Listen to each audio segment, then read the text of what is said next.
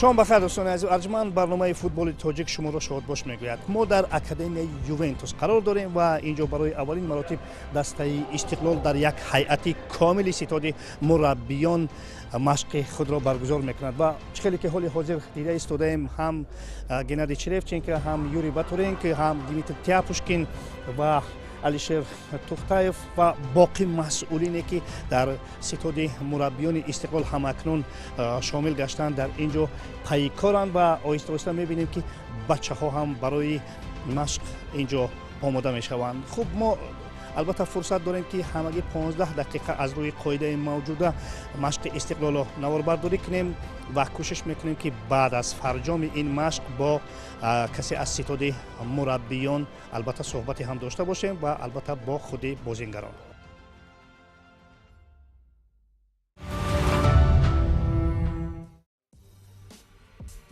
چنانچه گفتیم از روی قاعده موجوده ما رو برای ثبت همگی 15 دقیقه اول اجازه دادن، اما از ما خواهش کردن که داخل میدان وارد نشویم. از این رو ما امکان نداشتیم تا بفهمیم که در آغاز مشق چرفچنکو به بازیگران چی گفت، ولی معمولا در آغاز برای مشق امروزه دستور داده می شود. مشق امروزه دسته باشد اصلا خصلت های سرباری فیزیکی داشت.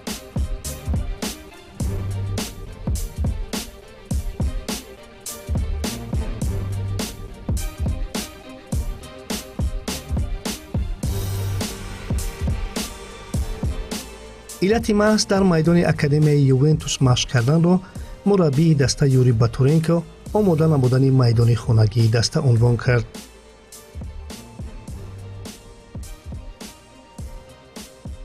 Мы бы с удовольствием там тренировались, но там поле вчера только отошло от снега, и уже со следующей недели мы будем уже тренироваться там. А потом здесь очень хорошие, идеальные условия для работы с мячом, например, на технику. Это, кстати, неплохой, не то что неплохой, хороший вариант для начальных тренировок. این زمان یک جا با چرفچنکو و باتورنکو، دیمیتر تیاپوشکین مربی دروازه‌بان‌ها، علیشیر توختایف مربی نیز فعالیت دارند، اما هنوز هم ستاد مربیان دسته کامل نشده است. Там еще нужен тренер по физподготовке и тренер-реабилитолог. Но тренер-реабилитолог должен подъехать со дня на день.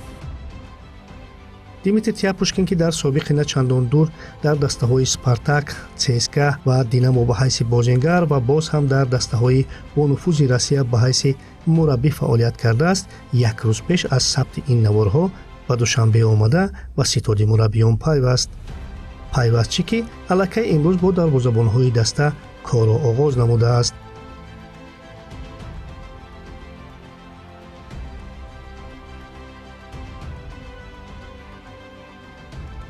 Вы вчера приехали, как говорится, с корабля на бал, да? Как это? Совершенно верно. Да, нормально. На связи был с главным тренером, с руководством клуба, поэтому для меня это как бы все было ясно. У нас тут запланирован был день так, именно прибыть вовремя с самолета, приехать в расположение команды и работать. Тут ничего страшного в этом нет. برای باتورنکو باشد مرحله مطابق شوی پشت سر شده حتی با بازیگران نیز شناس شده است. مربی دروازه‌بان‌ها دیمیتر تیاپوشکین باشد قبلتر با برخی از بازیگران دسته شناس بوده است.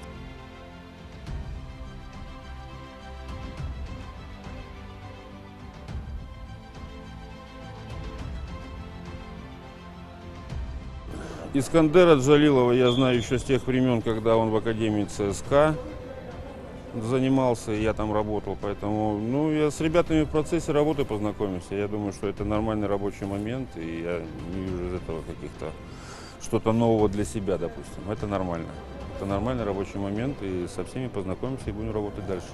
Что касается вратарей, естественно, я собрал для того, чтобы приехать на место и понимать, с кем ты работаешь, какое-то иметь понятие. Я собрал информацию определенную и был готов к тому, чтобы уже сразу включиться в работу. Адаптация прошла она достаточно быстро, все-таки мы приехали немножко раньше, чем начали тренироваться, так что прошла неплохо, так можно сказать, хорошо, да. С ребятами уже познакомились, да? Не могу сказать, что со всеми, все-таки, да, имена для меня они как-то немножко стали, да.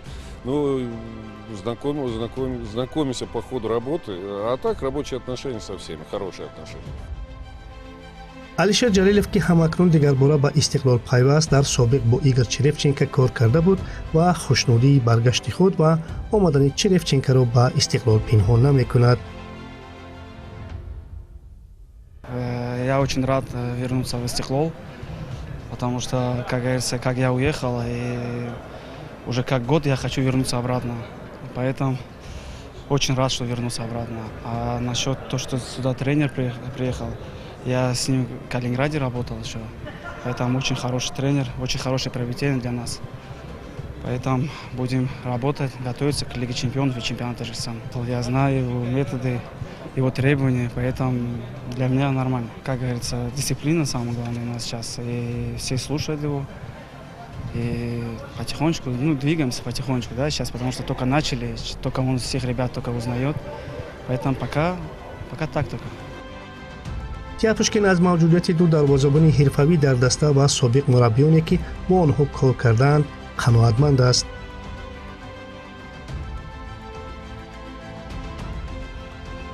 Я уверен в том, что до меня работали здесь квалифицированные люди с вратарями, поэтому все, что хорошего они до них донесли, это останется. Ну и, естественно, работа та, которую я делал последние годы, она, наверное, уже накоплена определенным опытом. И она будет, естественно, немножко изменена. Я так думаю, что по сравнению с тем, кто был до меня, она будет создана именно под тех ребят, которые сегодня со мной работают.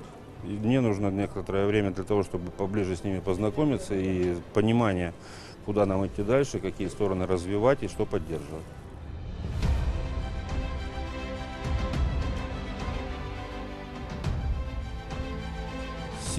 На сегодняшний день для меня очень важно, чтобы те ребята, которые со мной работают, стали лучше. И если брать Рустама, то, значит, при той всей ответственности его от того, что он является игроком национальной команды, я хочу, чтобы он стал лучше, еще сильнее. И я думаю, что мы это сделаем, мы на пути к этому, я приблизительно понимаю, как мы будем это идти. Еще раз говорю, какое-то время ближайшего с ними знакомства и идти вперед туда, куда им нужно, для того, чтобы они стали интереснее для футбола и вообще в целом. чанд нафар аз легионерҳо аз ҷумлаи Касминин, Ритако, Парсвания истиқлолоттар гуфтанд, аммо имрӯз дар ҳайати Истиқлол Эҳсони Панҷшанбе ки мавсими гузаштаро дар навбаҳори Ӯзбекистон гузаронид ва Ромиш Ҷалилов ҳам машқ мекунанд. Аммо дар даста боз интизори бозингарони нав ҳастанд. Мы ищем сейчас других игроков, которые бы заменили их, и думаю, что к началу чемпионата появятся хорошего уровня футболисты. А появился вот Эҳсони Панҷшанбе, да, и вижу Ромиша Ҷалилова здесь. Да, мы очень рады, что они пришли. Все-таки уровень у них такой неплохой. Не могу сказать сейчас, в каком они состоянии, но думаю, в хорошем. ҳолати имрӯзаи бозингароне ки айни замон машқ мекунанд ба гуфти табиби даста Фаррух Авезов хуб аст ва барои онҳо реҷаи муайяни машқ, истироҳат ва албатта истифодаи витаминҳо муайян шудааст.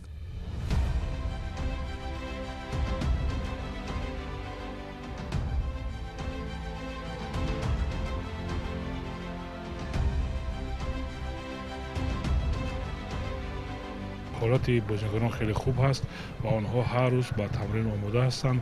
Дар ин тамринҳо вайҳо хеле худашонро хуб ҳис мекунанд ва мо ҳар рӯз ба онҳо ғизои хуби варзишӣ ва витаминҳо дода истодаем.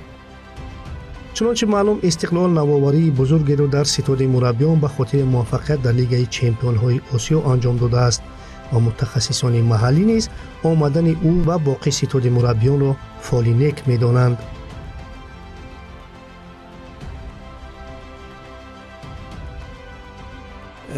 Ну, это хорошая идея, что пригласили специалистов. Вот сейчас все-таки эти специалисты имеют хороший опыт. Я так посмотрел, это хороший триумвират в лице главного тренера Черевченко, его помощника Юрия Батуренко и Дмитрия Тяпушкина. Я думаю, они вольют свежую кровь, свежие идеи и хорошие инициативы для ребят, чтобы проявить себя действительно уже приближающих, то есть Лига чемпионов. Я думаю, ребята познакомиться с новыми идеями, с новой работой и покажут это на международных соревнованиях. Но вы знаете, на дворе 21 век, Я думаю, что это не только должно быть у Истеклова. Все команды должны уже приглашать не просто специалистов, а хороших специалистов. Многие могут сразу задать вопрос, а где же все-таки наши специалисты? А наши специалисты последний раз учились в 2013 году. После этого ни один из специалистов не оказался в той обойме, где нужно повышать свои знания. И пусть не обижаются, нужно над собой работать и еще раз работать, и все будет хорошо. Якмоз ин хушбахтӣ аст барои ин ки Игорь Шеревченко дастпарвари футболи тоҷик мебошад, Юрий Батиронко низ ва ин хурсондавар аст ки онҳо дар ҳамин вақт ба ҳамаи ин чизҳо нигоҳ накарда, яъне даъвати Истиқлолро рад накардам ва дар як мусоҳибат Игорь Шеревченко гуфт ки ман дар ин ҷо барои маблағҳои калон на, балки барои ёрдам барои футболи тоҷик омадаам ва фикр дорам ки ба ин суханҳои Игорь Шеревченко гуфтанӣ аст ки яъне чӣ таҷрибае дорад, чӣ малакае дорад, мехоҳад ба футболи тоҷик кӯшиш кунад, ёрдам кунад. Хай вақт нишон медиҳад ва барои мураббӣ, бале, барои ки касе ки дар мураббиё ки дар бари он ёрдам мекунанд, ман фикр дорам ки ав меомӯзанд ва барои ояндаи футболи тоҷик як фикр дорам ки як чизи хуб аст. Это очень интересное соревнование. С «Локомотивом» мы участвовали в европейских Лиге чемпионском соревновании. Идеальное соревнование. Думаю, что здесь так же. Поэтому будет приятно, если добьемся. бояд гуфт Истиқлол ба реҷаи машқи дукарата гузашта дар як рӯз 2 бор тамрин мекунад. машқи якум 1.5 соат идома карда, чунончи гуфтем, аслан ҷиҳатҳои барқарории физикӣ дошта бо тӯб камтар кор карданд. машқи дуюм бошад аз қисмати шомгоҳӣ баргузор мегардад.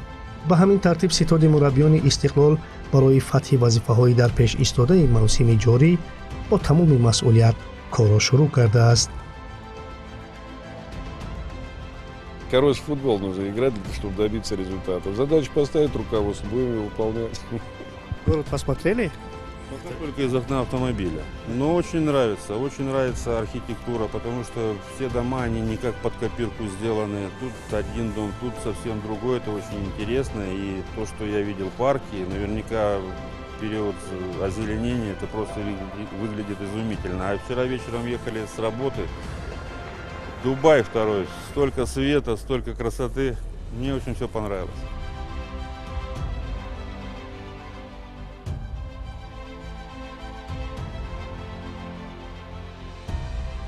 хуш дӯстони азиз, мана он чизе ки мехостем барои шумо дар ин барнома пешниҳод кунем. Дар ҳамин ҷо барномаи футболи тоҷик ба анҷом мерасад.